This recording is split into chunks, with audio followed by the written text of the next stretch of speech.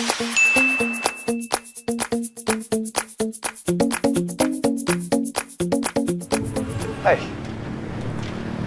Hey, dude. What's up? Feel ko may problema si Smiley, friend. Pati yung mga kaibigan na tumahimik.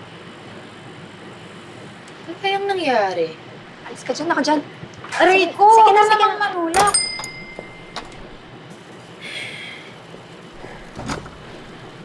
Hi. Hi! Kamusta? I'm good.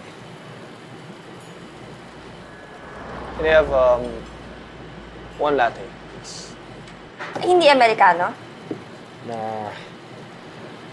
for a change. May lasagna kami. Masarap. Bago. It's good.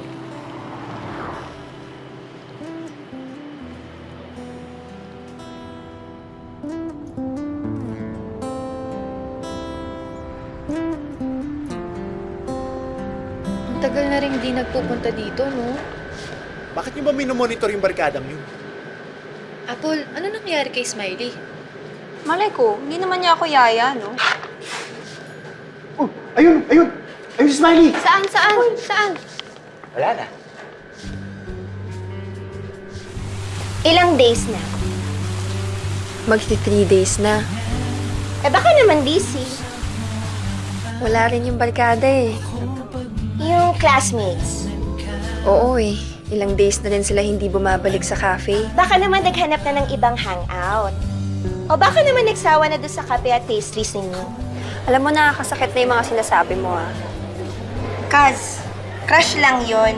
Hindi mo nga yung jowa. Yung quality time nyo lang together, yung habang pinapanood mo siya kumakain ng shark's fin siomai, pati ng beef brisket soup, wala kang dapat ika-move on. And at that moment of their tight embrace, she feels his body being pulled away from hers.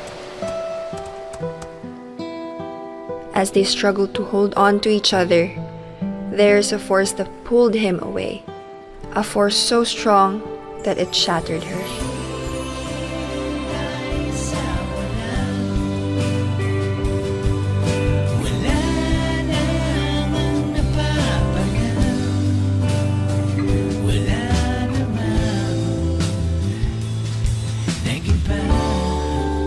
Hi, Manong! Apple, sandali.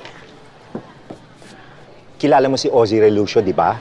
Opo. Nagpaayos sa akin ng relo. Natapos ko rin mismo nung araw na nagkita kayo. Hanggang ngayon, hindi pa rin kinukuha, bayad na ito. Tinatawagan ko sa cellphone, walang sumasagot. Hindi na ata gumagana. Susubukan natin ulit. Ayan.